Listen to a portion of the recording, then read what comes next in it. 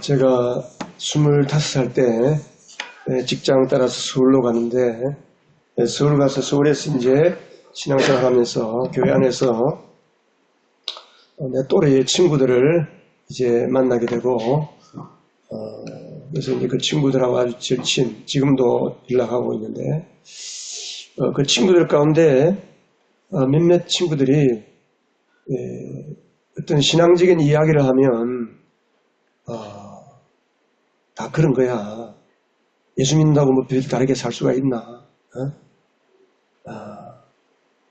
그런 이야기를 스스럼 없이 빼뱉는 말을 듣고 마음에 참 적지않은 충격을 받았습니다. 아니 나도 예수 믿고 저 친구도 예수 믿는데 어떻게 하나님 말씀을 따라 살려고 하지 않고 또 하나님 말씀 따라 살아보려고 어떤 기도나 시도도 해보지 않고 그냥 뭐 세상이 다 그런 거니까 예수 믿는다고 별다르게 살 수 있겠나? 그냥 그렇게 살지. 어떻게 저렇게 말할 수 있지? 그렇게 충격받은 적이 있습니다. 제가 부산 내려와서 청년들을 데리고 이제 청년들을 가르칠 때 청년들을 데리고 수련회를 갔어요. 겨울 수련회 이맘때쯤 되겠죠.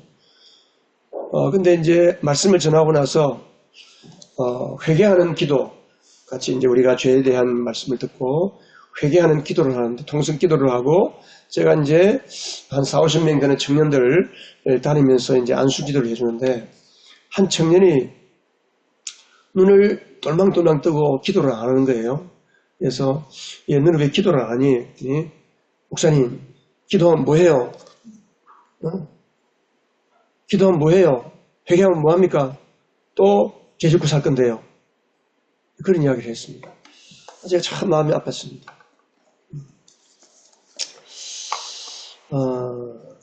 많은 사람들이 예수를 믿지만 왜 진정으로 거듭나서 하나님이 원하시는 아름다운 삶에 대한 꿈과 소망이 없이 그냥 그렇게 살아갈까? 그냥 주일날 교회 한번 나오는 것 이게 우리의 신앙의 전부고 많은 종교 중에서 나의 삶의 많은 영역 중에서 수백 가지 영역, 예를 들면 크게 보면 10가지 정도의 영역에서 경제생활, 결혼생활, 가정생활, 자식 양육, 공부, 뭐 회사생활, 직장생활, 뭐 취미생활 여러 가지 분야들이 있잖아요. 그 분야들 중에 한 분야 주일날 교회 가는 거, 취미생활 내지는 조금 더 인격적으로 수행하는 시간 이 정도로 생각하면서 사는 사람들. 그러니까 그런 사람들은 우리가 예수 믿고 나서 내 삶이 좀 더 거룩하고 하나님의 자녀다운 예수님처럼 살아갈 것에 대한 꿈과 소망이 없어요. 그냥 이 땅에 사는 거예요.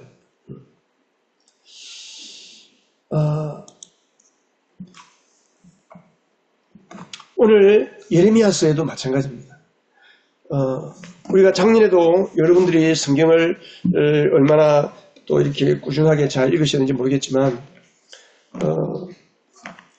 제 성경을 이제 작년에 소리내어서 읽게 되어가지고 참 감사했는데 소리내서 읽다 보니까 눈으로 읽는 거하고는 또 완전히 맛이 다르고 내 마음에 다가오는 게 다르고 느낌이 달라요. 깨닫는 게 달라요. 예레미야서 전체를 읽어보면 예레미야서는 이스라엘이 멸망하는 시기에 활동했던 선지자입니다. 근데 그 예레미야 시대에도 이스라엘 백성들이 똑같은 말을 하고 있어요. 똑같은 말을.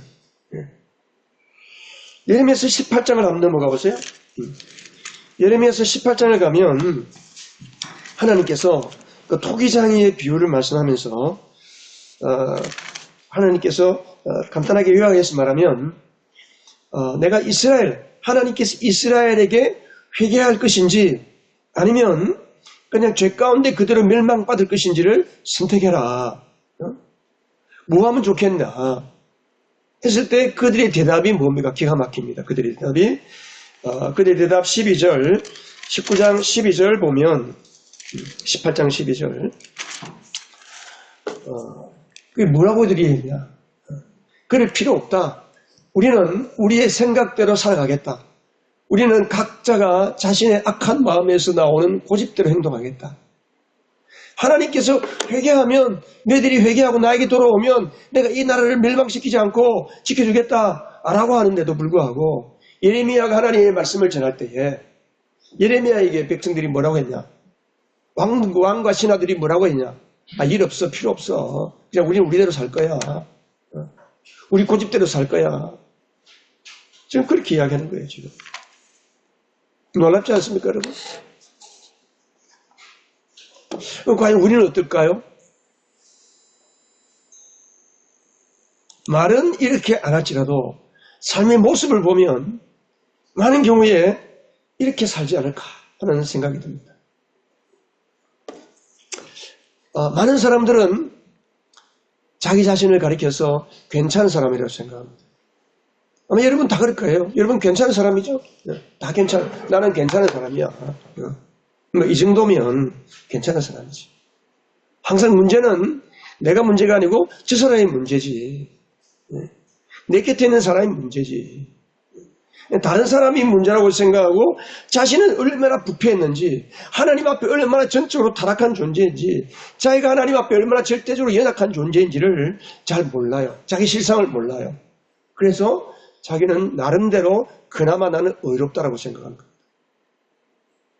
의롭다는 게 하나님의 의의 기준이 아니고 도덕적인 기준, 상대적인 기준을 가지고 그래서 자기는 그나마 의롭다, 괜찮은 사람이다라고 생각하는 겁니다.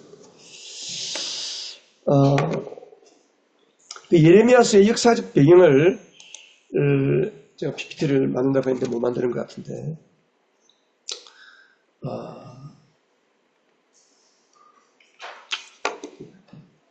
예레미야서 1장을 가면 예레미야서 1장에 가면 예레미야가 이제 하나님께 부름받아서 하나님의 말씀을 전하는 사람이 될 때 당시에 역사적인 시대가 나와 있어요. 역사적인 시대. 그 왕들의 이름이 나와 있는데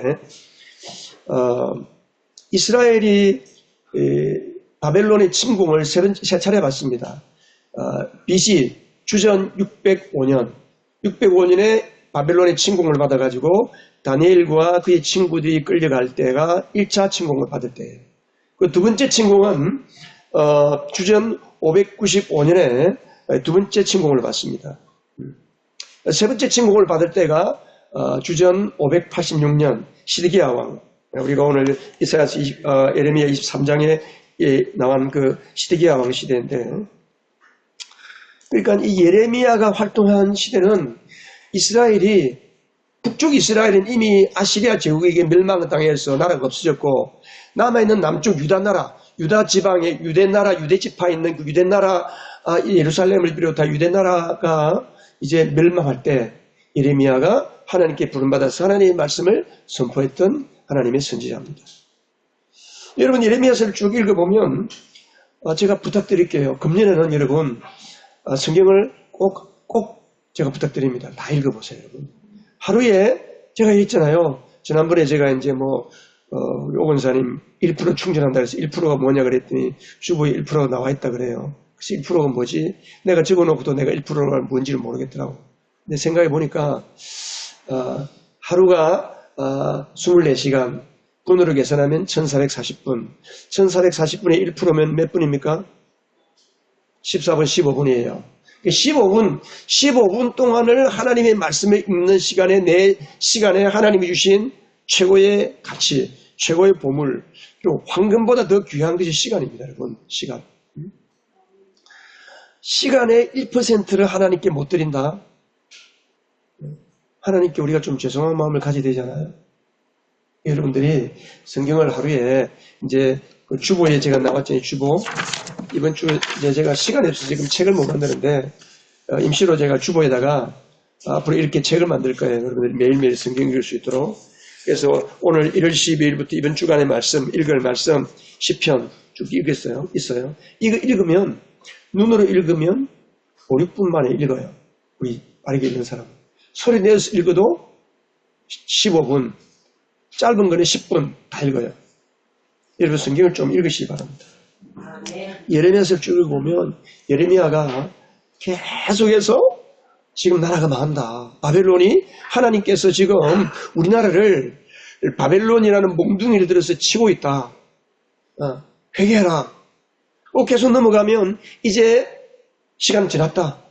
이제는 빨리 바벨론에 항복해라. 항복하는 것이 너희들이 사는 길이다. 근데 왕도 신하들도 백성들도 예레미야의 말을 듣지 않습니다. 아까 우리가 보았듯이 우리 고집대로 살겠다. 우리는 우리 생각대로 살겠다.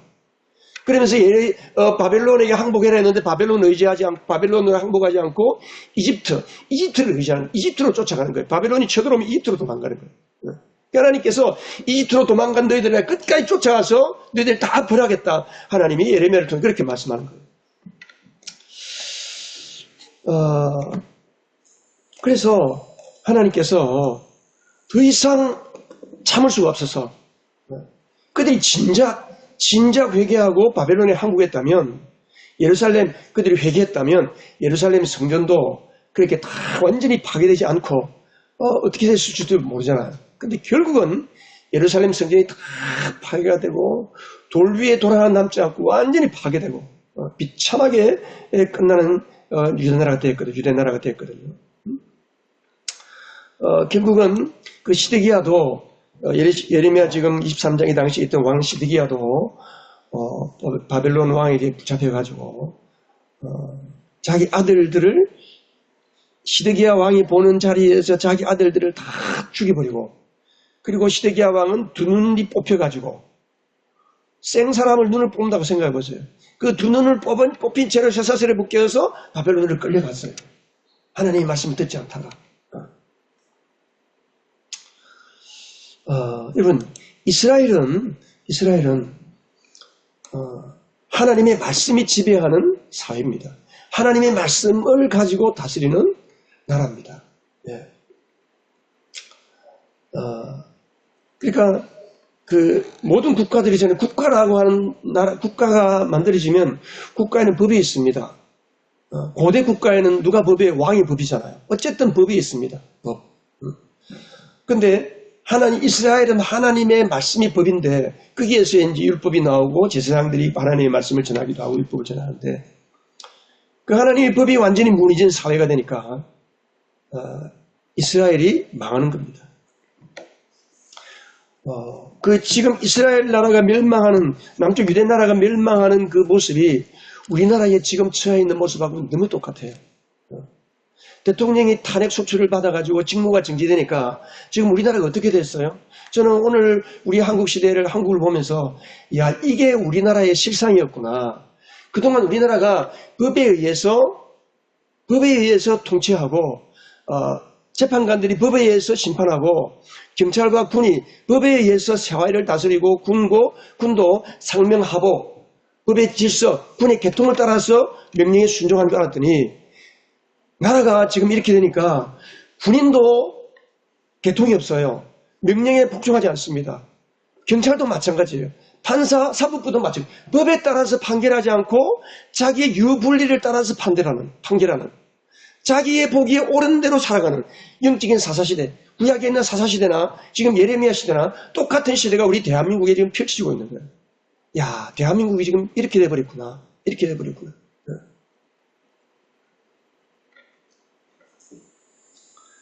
뭐가 문제입니까? 뭐가?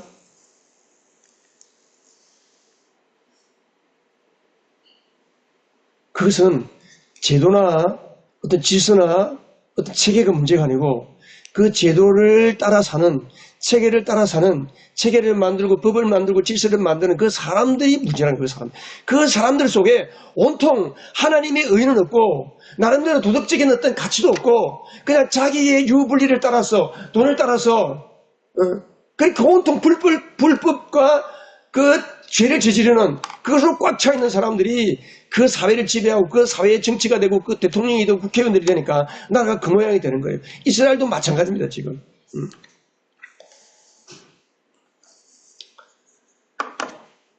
결국은 이것 때문에 사람들은 자기 속에 있는 불의, 불법, 죄.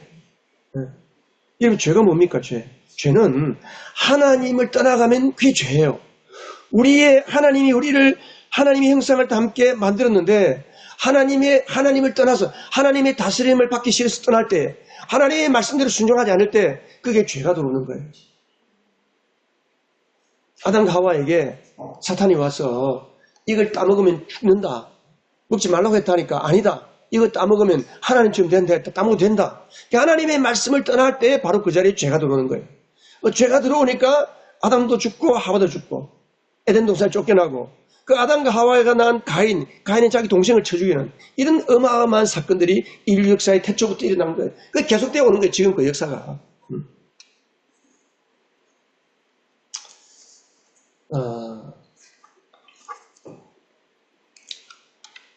여러분, 이 세상의 역사는 거대한 두 개의 세력이 싸우고 있는 세계입니다. 이 세상 창조될 때 아담이 타락한 이후로 하나님이 이 세상을 종말하시고 종말을 끝내고 이 세상의 역사를 끝내고 예수님을 이 땅에 보내시고 세상을 심판할 때까지 그 역사는 결국은 하나님의 영적인 세력과 하나님을 대항하고 하나님 없이 살려고 하는 사람이 하나님의 자리에 올라간 그 두 세력 간의 거대한 전쟁입니다. 하나님은 이 땅을 다스릴 때에 뭘 통해 다스렸느냐? 두 가지 기관을 세우셨어요. 하나님이 교회를 세우시고 그리고 국가를 세웠어요. 국가는 뭐의 집합입니까? 가정의 집합이에요. 창세기에 보면 하나님께서 가정을 세우잖아요. 가정들이 모인 사회가 부족 사회가 되고 국가가 되는 거예요. 그 신약에서는 이 죄 있는 인간 세상을 하나님께서 구원하시기 위해서 예수님을 보내시고 그리고 성령을 보내셔서 교회를 세우시잖아요. 교회. 그래서 예수 믿는 사람들이 하나님의 통치를 받아서 교회라고 하는 하나님의 나라의 구체적인 모습을 드러내는 그 교회가, 국가가, 이 두 기관이 세계 역사를 움직이시는 하나님의 두 가지 수단입니다.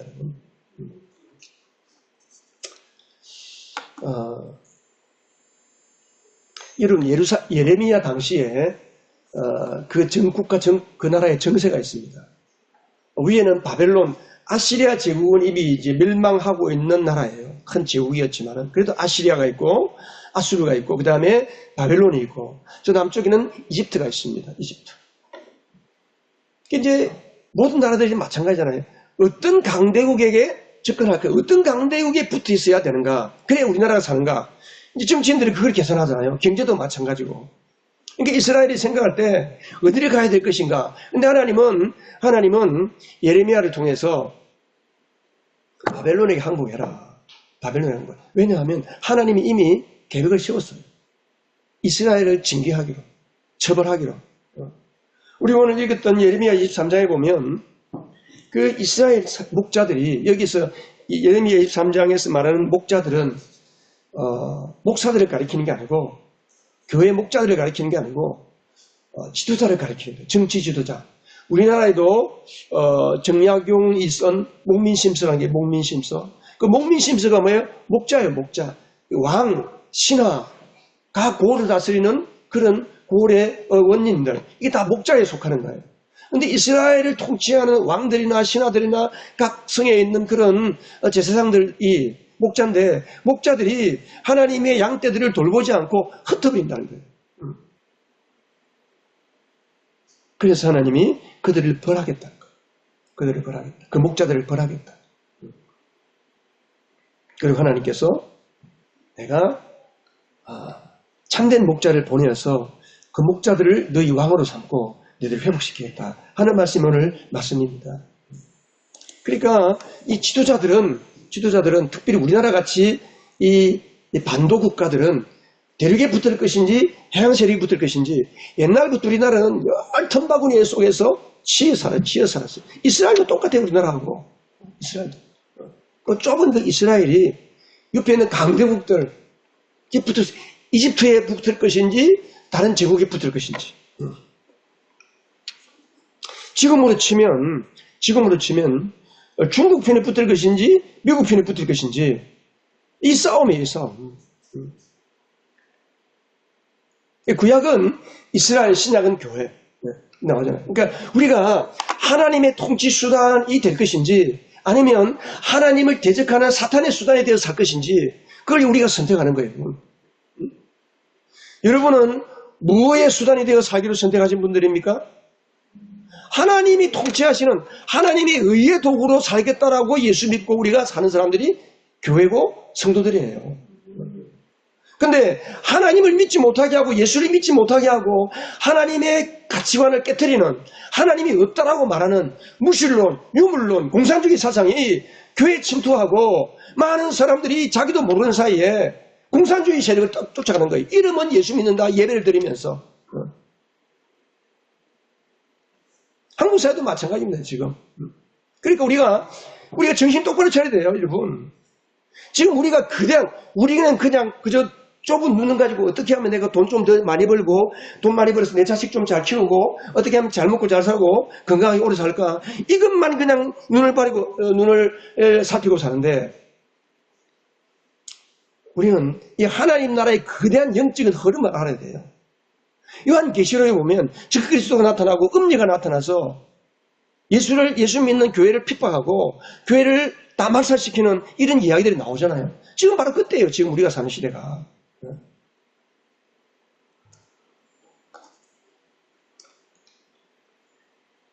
지금 이 땅에는 여러분 거대한 두 가지 패권이 싸우고 있잖아요. 미국과 중국이 지금 싸웁니다. 미중 패권 전쟁이잖아요. 미중 패권 전쟁.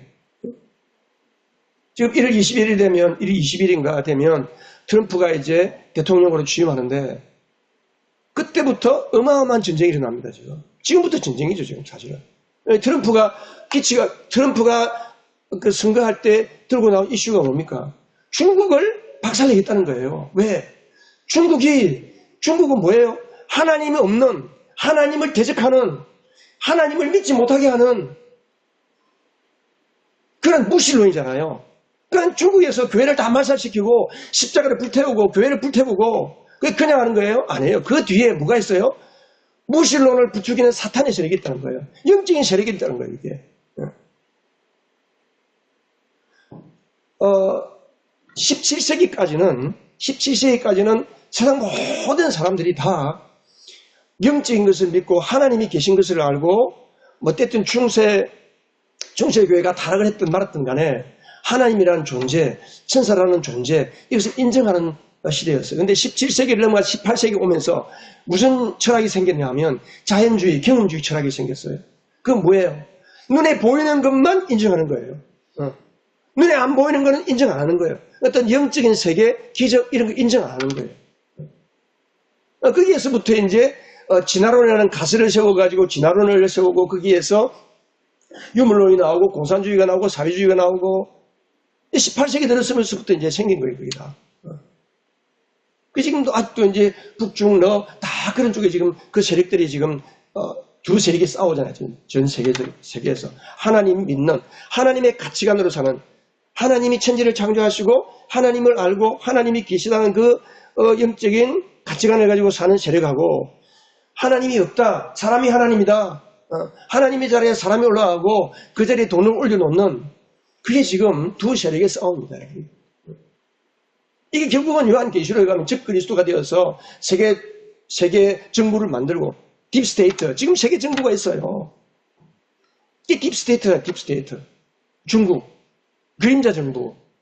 그림자 정부가 미국에 침투해가지고 트럼프 바이든 선거할 때 바이든이 이기게 해버리잖아요. 그러니까 이번에 트럼프가 정치하면 대통령 나오면서 철저하게 딥스테이트를 깨뜨리고 거짓 선거 부정을 철저하게 수천 명의 변호사들을 고용하고 수많은 사람들을 해서 부정선거를 감시하고 막은 결과 이 트럼프가 당선했단 말이에요. 그러니까 결국은 두 싸움이에요. 하나님의 의와 세상의 불의 이 두 가지 싸움이 현실 세계 속에 나타나는 것이 우리가 살고 있는 이 시대의 역사예요. 우리 이걸 알고 예수를 믿어야 돼요. 이걸 알고. 이걸 무엇을 모르니까 그냥 누가 무슨 당이 좋다, 어디다 좋다. 그냥 쓸데없는 사람들만 쫓아가는 거지. 예수 믿는 사람들도. 좌판이 우판이 하면서. 똑바로 알아야 돼. 지금 여러분, 거대한 싸움이거든요. 미국이 시진핑이 1대1로를 써요. 1대1로가 뭐예요? 전 세계를 자기가 통일하겠다는 거예요. 그래서 새로운 실크로드를 개발해가지고 해양세력을 개발하고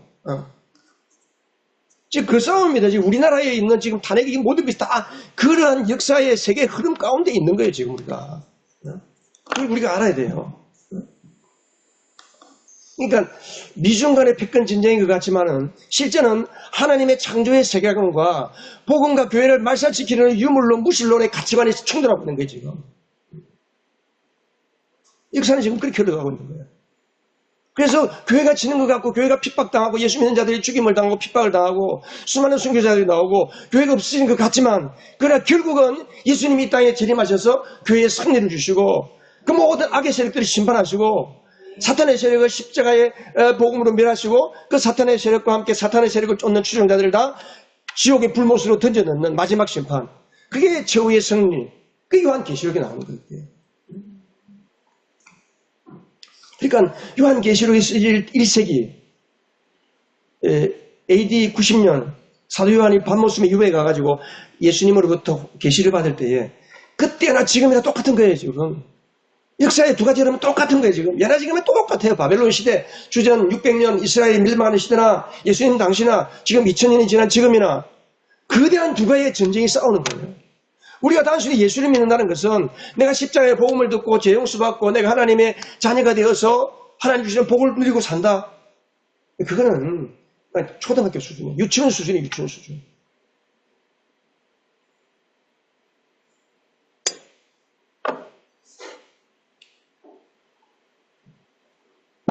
그러니까 우리나라가 한국교회가 죄송하지만 얼마나 부패했으면 우리나라를 지금 하나님께서 이렇게 뒤집어 엎어서 다 까발리는 거예요. 실상을 보이는 거예요. 교회 안에도 얼마나 좌파가 많은지 하나님을 부정하고 하나님의 창조의 역사를 부정하고 유물론과 공산주의 사상을 쫓아가는 그 좌파를 멋모르고 쫓아가는 거 이게 뭔지도 모르니까 사람들이. 예수님께서 성경에 보면 성경에는 좌파 우파 다 구분되어 있어요. 예수님께서 왼쪽에 있는 염소들은 다 멸망시키는 자들이고 예수님의 오른쪽에 있는 사람들은 의로운 사람들은 라이트, 레프트. 의가 뭐예요? righteousness. 하나님의 오른쪽에 서는 우리 예수 믿는 사람은 하나님의 오른쪽에 서는 사람들이에요. 하나님 오른쪽에 서는 사람이 뭐예요? 하나님의 가치관으로 사는 거예요. 가난한 자를 도와주고 병든 자를 찾아보고 내가 옥에 갇혔을 때 너희들이 찾아보았다. 주님 언제 주님이 옥에 갇힌 우리가 찾아갔습니까? 내가 목마를 때 너희들이 나에게 물 한 잔 주었다. 언제 우리가 그렇게 했습니까? 왼쪽에 있는 사람들은 우리가 병든 자를 찾아보고 가난한 자를 도와주었습니다. 생색내잖아요. 근데 주님은 다 아시거든 그게. 왜 그렇게 했는지. 가난한 사람 도와주고 병든 사람 찾아보고 뭐 가난한 막 이렇게 구제한 것이 자기 도덕적인 가치관 때문에 한 사람들은 왼쪽 염소예요. 우리가 하나님을 믿고 성경을 읽어야 하는 것이 우리의 가치관이 하나님의 성경의 가치관으로 무장되지 않으면 우리도 모르게 자꾸만 어디는 사람들은요 자연스럽게 도덕적인 가치관을 찾아가요. 도덕적인 가치관이 어디서 나왔어요? 창세기 3장에 선악의 열매를 따먹은 이후로 도덕적인 가치관이 생기는 거예요. 하나님이 선악의 열매를 먹지 말라고 하는 이유가 뭐예요? 생명나무를 먹고 하나님의 말씀, 하나님의 생명으로 살아가야 할 인생을 만들었는데 마귀가 유혹해서 뭐가 선하고 뭐가 착한지 인간적인 기준에서 도덕적인 선과 악을 구분하면서 살도록 만든 게 이게 사탄이 사람을 미혹했단 말이에요. 그러니까 사람들은 늘 도덕적인 기준을 가지고 그 도덕적인 기준이라는 게 절대 기준이 아니거든. 자기가 기준, 자기가 기준. 자기 기준으로 가지고 사니까 자기가 항상 판단하는 거예요. 그게 옳은 판단이 되겠습니까? 그게 안 되지. 지금 트럼프가 다음 그림 지금 이게 보면요. 지금 미국이 트럼프가 당선되고 나서 제일 먼저 하게 11월 6일에 당선됐잖아요. 근데 그 이후에 뭐가 생기냐면 캐나다와 멕시코를 관세를 20%, 25% 때리겠다는 거예요. 카나다를 완전히 잡겠다는 거 왜? 지금 카나다와 미국 코앞에 있는데 미국 바로 붙어 있는 인근 나라잖아요. 인근 나라에 중국이 장악을 해서 카나다, 멕시코를.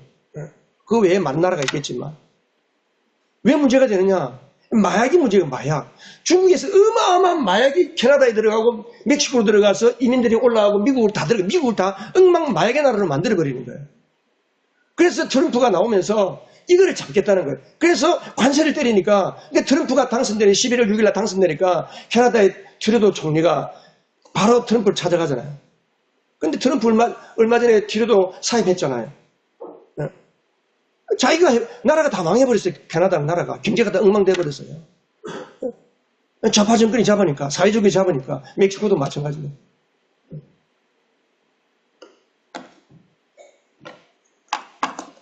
그러니까 마약 천국이 돼버리는 거예요. 이걸 잡겠다는 거예요. 이걸 잡겠다는 거예요. 그러니까 이민들을 못 들어오게 하는 이유가 뭐냐 하면 딴 거 없어요. 그냥 그 사람들이 와가지고 경제생활 정상적으로 하면 다 받아주죠. 근데 와가지고 마약을 하는 거예요. 불법을 저지르는 거예요. 그냥. 트럼프가 예수를 잘 믿는지는 모르겠어요. 내가 볼 때 잘 믿진 않아. 그런데도 트럼프의 확고한 가치관은 뭐예요? 하나님이 인정하는 가치관이거든.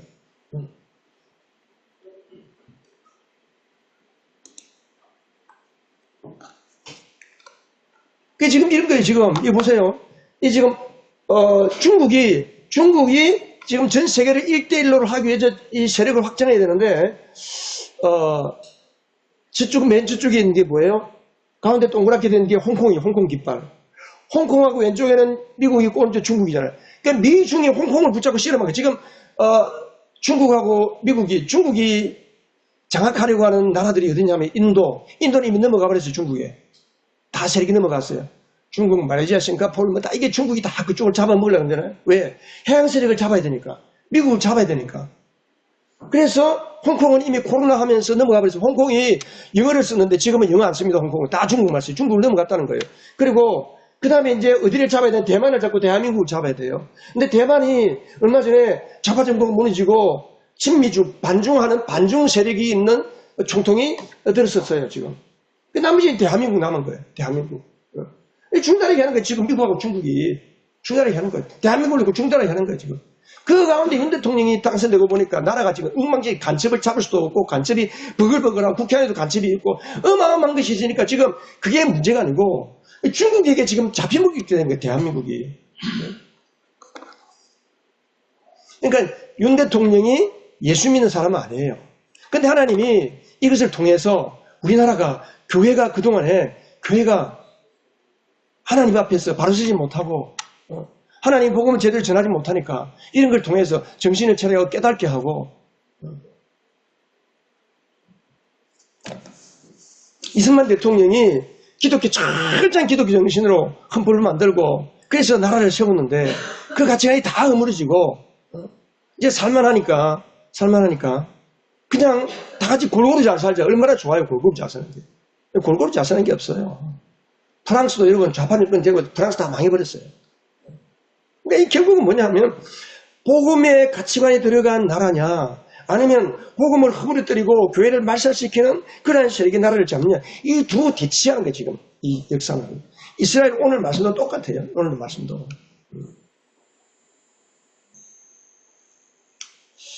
그러니까 오늘 말씀에 보면 하나님께서 뭐라고 그랬어요? 하나님께 내가 나쁜 목자들을 1절에 보면 1절에 하나님이 너희는 저주를 받으라. 하나님께서 이스라엘에 향해서 너희는 저주를 받으라는 거예요. 그리고 2절에 보면 내 백성을 돌보는 목자들에게 말한다. 쭉 하면서 내가 이제 너희들을 벌하겠다. 처벌하겠다는 거예요. 그 시드기야가 결국은 두 눈이 뽑히고 자기 아들이 아버지가 보는 앞에서 죽임을 당하고 자기는 두 눈이 뽑혀서 끌려갔잖아요. 그러니까 그때 당시의 역사적인 상황. 예레미야가 예언할 때는 사람들이 콧방귀 꼈어요. 아이고 뭐 하나님이 뭘 알고 하나님이 그건 하나님의 말씀이고 성경이지 우리 사는 거는 달라. 그런데 역사가 진행되다 보니까 하나님의 말씀이 그대로 이루어지는 거예요. 오늘도 마찬가지예요. 하나님의 말씀은 반드시 이루어집니다, 여러분. 반드시 이루어져요. 우리 정신 똑바로 차리고 살아야 돼요. 주님이 오실 날을 준비하면서 살아야 된다니까. 예수 제대로 믿어야 돼요. 우리 교회를 건강한 교회, 우리 교회를 정상적인 교회, 하나님의 성령이 역사하는 교회를 우리가 제대로 만들어야 책임이 우리 가운데 있는 거예요. 우리가 주님 앞에 올라가면 내가 너희에게 예언교회를 맡기고 있는데 너 예언교회를 위해서 뭐 했냐? 예언교회를 어떻게 하다가 왔냐? 물으실 거예요, 다. 목사 혼자서 이렇게 합시다. 이렇게 목장을 합시다. 가정교회 합시다. 성경적인 교회를 합시다. 교회가 성경적인 교회가 돼야 영혼을 구원합니다. 세상으로 나갑시다 했는데 아이고 우리 힘들어요. 뭐 밥 먹기도 힘들어요. 안 돼요. 주님 앞에 가면 다 물을 거예요. 하나님께서. 김 목사 너는 뭐하냐? 너 그렇게 사람들하고 그냥 적당하게 네가 안 되니까 그냥 포기했냐? 하나님 다 물으실 거예요. 우리한테. 저한테도 마찬가지. 결국은 문제가 뭐냐 하면 우리 안에 있는 죄와 불법이에요. 죄와 불법. 불법.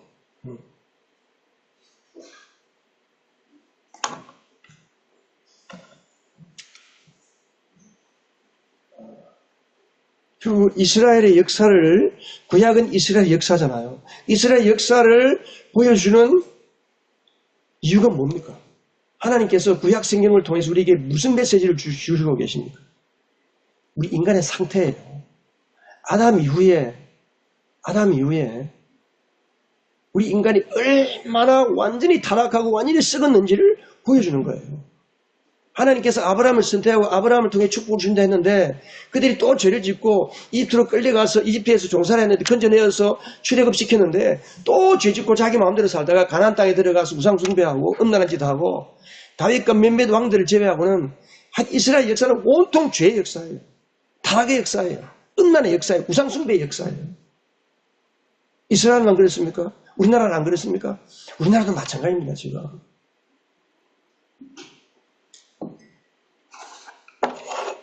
교회 안에도 얼마나 음란한 사람들이 많이 몰라요. 간음을 하고 성적으로 타락하고 그래서 목사들도 성적으로 타락한 게 막 뉴스에 나오잖아요. 지금. 그게 왜 그랬습니까?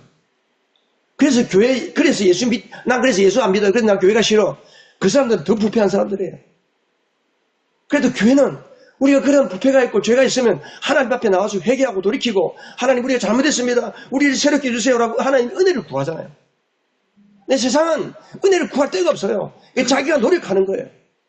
그렇게 해보겠다고 노력하는 거예요. 노력하니까 안 되지. 그러니까 목사님 회개하면 뭐해요? 또 죄 지을 건데요? 라고 되는 거예요.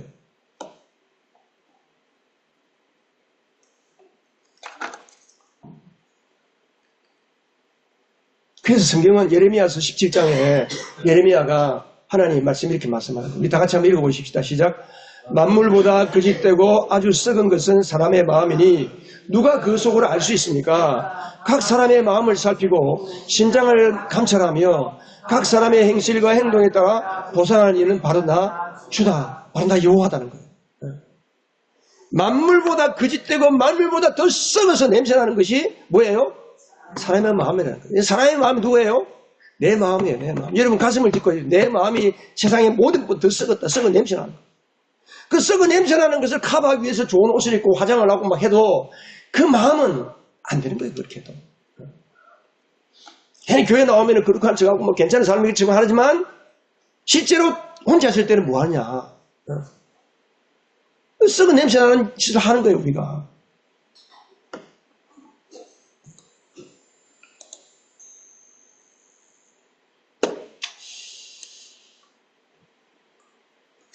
그래서 성경에는 로마서에서 뭐라 했어요? 같이 읽습니다. 시작. 로마서 3장 23절 모든 사람이 죄를 범하였습니다. 그래서 사람은 하나님의 영광에 미치지 못하는 처지에 놓여 있습니다. 우리가 아무리 노력하고 도덕적으로 노력하고 내가 수양하고 책 읽고 공부하고 막 괜찮은 사람처럼 노력하고 내가 또 그렇게 살아보겠다고 다짐해도 안 되는 이유가 뭐냐? 사람은 존재적으로 죄인이에요. 존재적으로 타락한 사람이에요. 존재 자체가 죄인이라니까 존재 자체가. 그러니까 우리의 존재가 안 바뀌면 우리는 가능성이 없는 거예요. 예수 그리스도의 생명이 내 안에 들어와서 나의 존재를 완전히 바꾸놓지 아니하면 우리는 가능성이 없는 존재라니까요. 그게 성경의 메시지예요.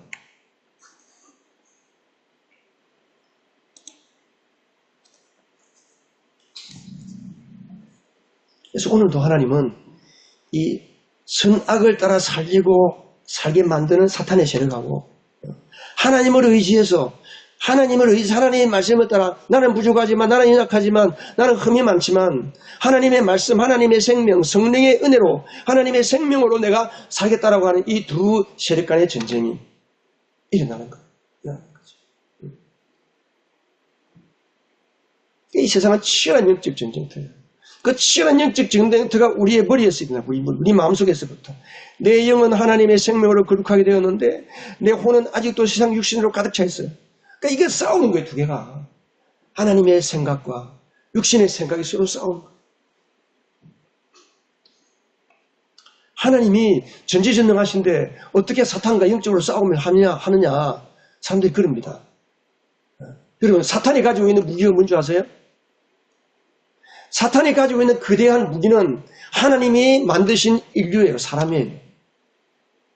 세상 모든 사람들이 다 죄에 빠져가지고 하나님을 알지 못하고 하나님이 만드신 거 하나님의 사랑하시는 하나님의 사람들이 다 죄 가운데 물들어서 사탄을 쫓아가는 사탄의 마귀의 종살이 하고 있으니까 하나님이 그게 너무 가슴 아픈 거예요. 그들이 건져내야 되는데 그들이 다 사탄의 편에 있었어. 마귀의 종살이 하고 있는 거예요.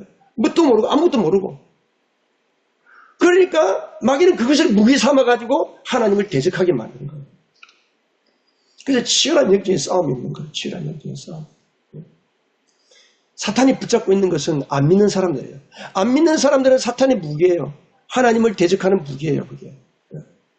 우리가 영혼의 어부가 되어서 그 사람들을 위해서 기도하고 그 영혼들을 하나님께로 이끌어오는 거예요. 하나님이 우리를 영혼의 어부로 부르신 거예요. 그래서 우리끼리 싸우면 예수 믿는 사람들끼리 싸우면 나라가 망하는 거죠. 우리는 예수 믿는 사람들끼리 화목하고 서로 용서하고 아무리 용서 못할 원수 같아도 예수 믿는 그 이름 하나 때문에 우리는 용서하는 거예요. 하나님이 나를 용서하신 것처럼 나도 그를 용서한다.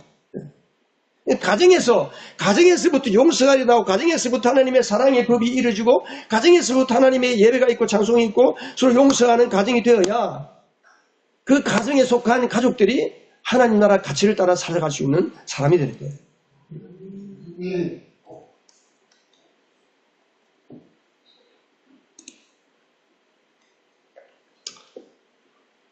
하나님은 우리를 통해서 어찌하든지 간에 한 영혼이라도 하나님의 심판전에 한 영혼이라도 주님께로 데려오기를 원하셔요. 우리를 통해서. 근데 마귀는 어때요? 마귀는 예수 믿는 사람도 어떻게 하는지 한 영혼이라도 돈과 건강과 모든 세상 바쁜 일을 통해서 하나님께 나가지 못하게 하고 하나님 믿지 못하게 만들고 믿음의 길에서 떨어지게 만들도록 이게 바로 사탄이 하고 있는 짓입니다. 의가 뭐예요, 여러분? 의는 사전적으로 찾아보니까 사람으로서 가져야 할 올바른 마음가짐 혹은 태도를 두루 일컫는 한자말이다. 비유적으로 사람과 사이에 맺은 굳은 관계다. 그렇게 설명했어요. 근데 성경에 보면 구약 성경에는 의라는 단어를 히브리어로 체데크래, 체데크. 체데크라는 말은 바르다, 공평하다, 번성한다, 하나님의 공의, 이게 체데크래, 체데크. 근데 신약에 오면 의를 디카이오스 헬라어로. 디카이오스는 뭐냐면 관계가 바르다는 거예요. 관계가 바르다. 하나님은 사람을 창조하셨지만 더 엄밀하게 말하면 하나님은 사람을 창조하셨지만 하나님과 사람과의 관계를 창조하신 거예요. 하나님과 사람과의 관계가 바르게 된 사람을 의인이라 그러는 거예요. 하나님을 찾는 사람을 의인이라 그러는 거예요. 그래서 소돔과 고모라에 살던 롯도 그 동성연애가 너무너무 가득 차 있고 하나님을 대적하고 동성애로 꽉 들이찬 그 소돔 고모라를 하나님이 불과 유황불로 멸하실 때에 베드로후서에 보면 하나님은 의로운 롯으로 인하여서 아브라함이 고통하고 기도했다. 그런 표현이에요. 우리가 볼 때는 롯이 무슨 의니까 했는데 롯 안에는 하나님을 찾는 거예요. 하나님을 인정하는 거예요. 하나님과의 관계 안에서 사는 거예요. 하나님의 관계.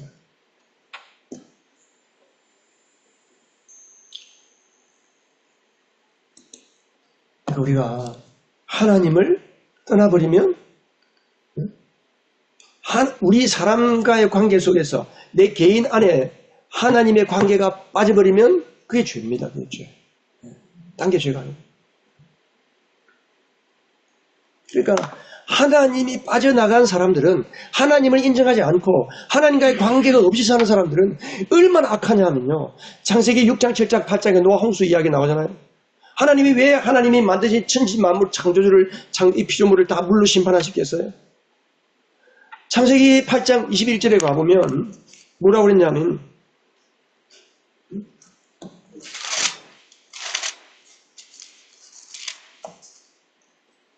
자, 이제 노아 홍수 끝나고 밖에 나와서 노아가 이제 번제 제단을 쌓고 예배를 드릴 때 하나님이 약속하시면서 하신 말씀인데 8장 21절 보면 주님께서 그 향기를 맡으시고서 마음속으로 다짐하셨다. 다시는 사람이 악하다고 하여서 땅을 저주하지 않겠다. 사람은 어릴 때부터 그 마음의 생각이 악하긴 말입니다. 다시는 이번에 한 것 같이 모든 생물을 없애지는 않겠다. 그러니까 하나님 보실 때 사람이 어려서부터 악하다는 거예요. 여러분, 자식이 태어났는데 부모가 악한 짓 가르쳐줍니까? 나쁜 짓 가르쳐줍니까? 안 가르쳐요. 안 가르쳐줘도 어릴 때부터 이 아이는 고집을 피우고 자기 마음대로 살려고 하고 악한 짓을 하는 거예요. 그게 아담의 피가 유전되어 오기 때문에 하나님이 빠져나가 버리면 인간이 그런 상태가 된다는 거예요.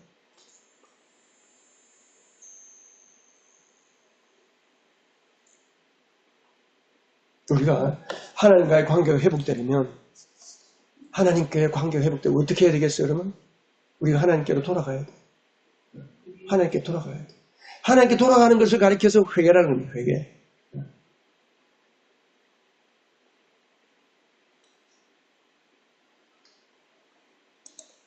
사람들은 노력으로 뭔가를 하겠다. 도덕적인 의의를 의지하는데, 여러분, 회개는 우리가 한 가지 알아야 될 게 있는데, 회개는 뉘우침과 회개는 다릅니다, 여러분. 뉘우치는 거하고 회개는 달라요. 뉘우치는 거는 도덕적으로 좀 잘못한 거, 내가 잘못했구나, 뉘우치는 거예요. 회개는 하나님께 돌아가는, 방향을 돌리는 거예요. 방향 전환이에요, 방향 전환. 그래서 이사야 64장에 보면 뭐라 했어요? 우리는 다 부정한 자와 같고 우리 모든 의는 뭐가 같다? 더러운 옷과 같다. 다른 말로 하면 걸레와 같다는 거예요. 사람이 아무리 의롭다고 도덕적인 의를 내세우고 이 사람은 뭐 법이 없어서 사람이 성인군자라고 해도 깊이 들어가 보면 그 사람의 의는 걸레와 같다니까요. 걸레. 더러운 옷과 같다니까요. 회개는 뉘우침이 아닙니다. 조금 안에 좀 잘못했네. 하나님 조금 잘못했네요. 아닙니다. 하나님께 고백해야 돼. 하나님 내가 정말 잘못했습니다. 하나님 나를 용서해 주세요. 내가 하나님께 돌이킵니다. 하나님 나에게 은혜를 베풀어 주세요. 사람에게 잘못하면 사람에게 그냥 잘해주려고 하지 말고 사람에게 가서 미안하다 그러고 용서를 구해야 돼요. 그 회개예요, 회개.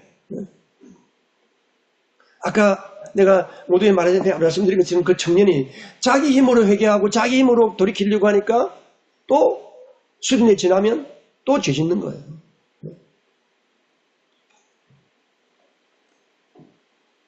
이제 그걸 오해하니까 회개하기 싫은 거야. 이제 그게 자꾸 반복하다 보니까. 교회는 어릴 때부터 나왔는데 매 목사님이 죄 지은 거 회개하라 하니까 회개했는데도 여전히 또 죄를 지으니까 회개할 마음이 없어져 버리는 거예요. 그럼 복음을 몰라서 그래요. 회개할 때 우리 누구를 힘입니까? 예수님의 의를 힘입는 거예요. 십자가의 의를 힘입는 거예요. 내 힘으로는 될 수 없지만 예수님이 십자가에 피 흘려 죽으시고 부활하신 그 생명, 그 생명을 힘입고 내가 그 은혜 안에서 살겠습니다. 그 은혜를 힘입는 게 회개예요. 회개.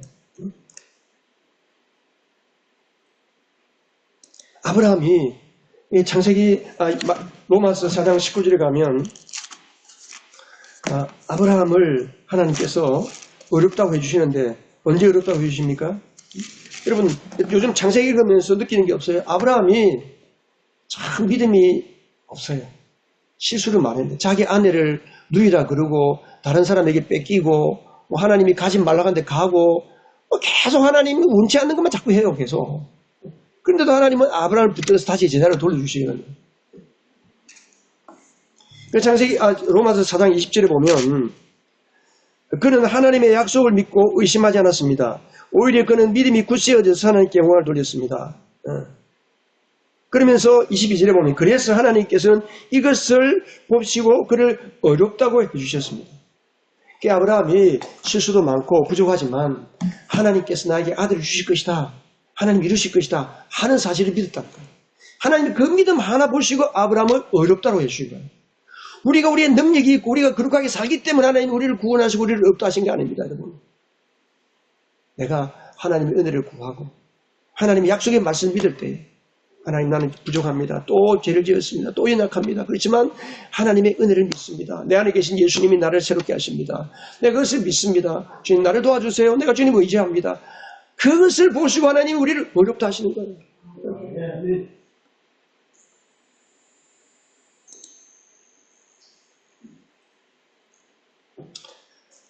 제가 한 가지 이야기만 하고 마치겠습니다.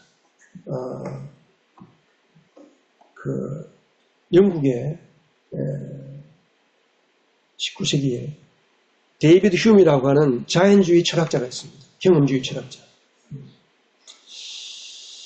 아까도 말했던 것처럼 이 사람은 영적인 거에 대해서는 인정하지 않는 사람입니다. 기적을 인정하지 않습니다. 하나님이 없다 이거예요.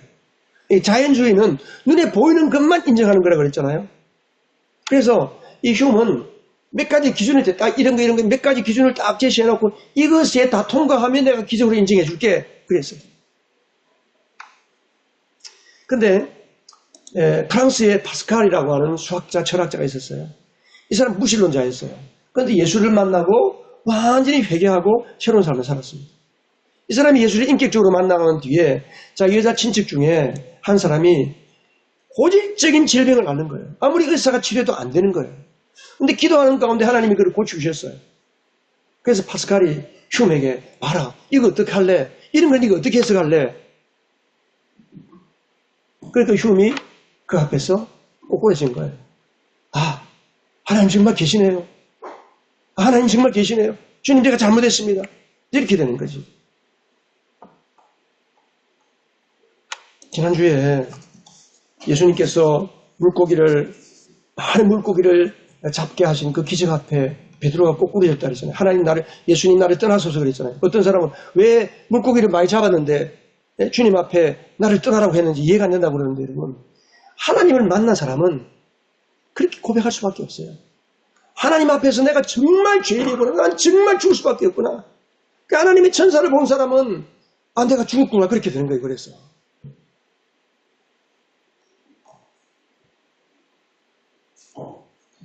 다윗의 가지러 오신 참된 목자가 누구세요? 여호와 치드케노는 예수 그리스도입니다. 예수 그리스도. 지난주에 우리가 시편 23편, 지난 1월 1일 날 시편 23편을 말씀을 봤는데 참 목자는 양에게 4가지 부족함이 없게 해준다 했잖아요. 4가지. 배고픔을 없애주고, 그리고 또 두려움, 그리고 마찰, 갈등, 인간 간의 갈등, 죽음과 죄에 대한 두려움, 배고픔, 그리고 갈등, 인간 간의 갈등, 원수의 공격, 양의 머리에 쇠파리가 알을 까릴 때 그 알이 유충이 되어서 뇌로 들어가서 양이 미쳐버리는 것. 이것을 위해서 양은 항상, 목자는 양의 머리에 기름을 바르준다 했잖아요. 이게 선한 목자예요. 하나님은 우리를 다 아십니다. 우리의 낙함을 다 아십니다. 우리가 주님을 의지하고 주님 붙잡고 나갈 때에 주님은 우리에게 선한 목자가 되어 주셔서 우리로 하여금 부족함이 없는 삶을 살게 하십니다. 같이 한번 읽어보십시다. 오직 우리의 의가 되신 여호와 치드케노이신 예수 그리스도를 의지하고 그의 생명으로 거듭날 때만이 우리는 하나님의 의의 사람으로 살아갈 수 있습니다. 구원받은 성도란 하나님의 의를 힘입어 사는 사람입니다. 아멘. 기도하십시다.